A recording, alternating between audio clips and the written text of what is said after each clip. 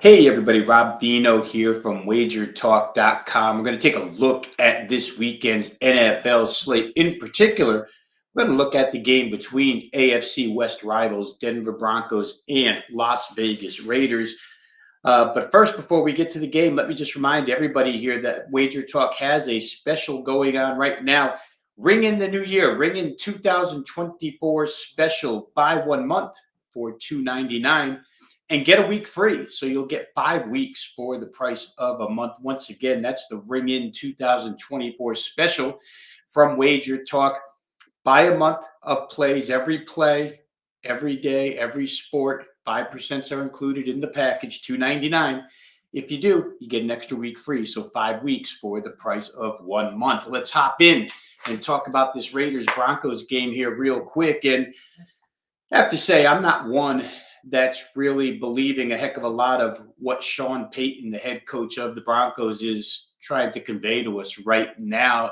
As I look at the Denver offense, it looks as ridiculously bad as it did last year under Nathaniel Hackett, a guy that Payton came in and criticized right off the bat. He really hasn't made much improvement in the offense. I'll give him a little bit of credit on the offensive line. There's been a couple of guys that have played better, but for the most part, Denver's offensive results have not resembled anything that would look like improvement this season. Going with Jarrett Stidham because he's the best chance to win. Again, really not buying that. Russell Wilson could do every bit of what Jarrett Stidham did last week, which was score 16 points, gain 313 total yards at home against the 27th ranked defense in the NFL of the LA Chargers.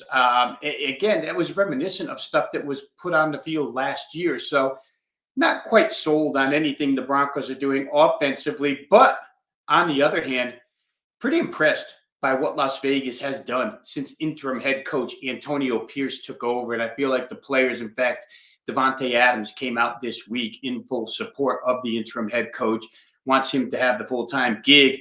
The players seem to have responded to Pierce.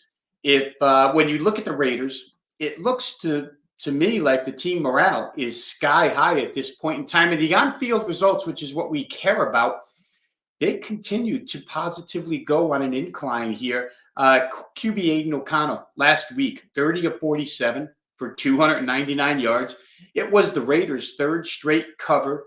O'Connell seems to be getting very comfortable with his wide receiving core. Remember how frustrated Adams was earlier in the year. Adams doesn't seem very frustrated at this point. And the Raiders' defense has become the 13th best in the NFL over the last 3 games. So defense has improved, quarterback play has improved, top wide receiver is happy. We like everything about the Raiders right now. The Broncos, meanwhile, we know that they got pretty much bombarded by Miami when they gave up 70 points. If we take that away game out and just look at the Broncos away game defense, and in fact, let's keep that game in. Let's keep that 70-point performance in. And the Broncos have allowed 434 total yards per game. So even if you subtract that horrendous performance in Miami, the Broncos' 32nd ranked NFL defense is still poor. It's actually worse than what they were last year.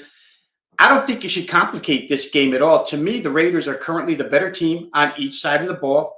They're playing inspired ball. Denver seems to be, kind of discombobulated, in disarray. Maybe 50% of the locker room likes what's going on. Maybe 50% of it doesn't. It's a little disjointed.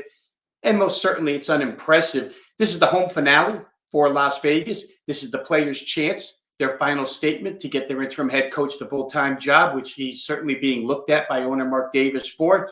It's a disliked divisional rival, and they're laying under a field goal. To me, you add all these components up, situational, fundamental, and value, it's got to come towards the Raiders. The signals all point that direction. I'm going to play it that way. Las Vegas minus the 2.5 over Denver. If you like the comment, the analysis, the selections that we're providing here on these single game videos at Wager Talk, then please hit the like button, drop us a comment. We respond to the comments that we do see there. If you respond to this, I'll give it my best. I'll make sure I answer all of you who take the time to comment. We appreciate you all. Hit the subscribe button. It helps us with the channel. Once again, this weekend's NFL, Sunday, Denver at Las Vegas. Got to play Las Vegas minus 2.5. This is Rob Vino of Wager Talk saying thanks for watching. See you all soon.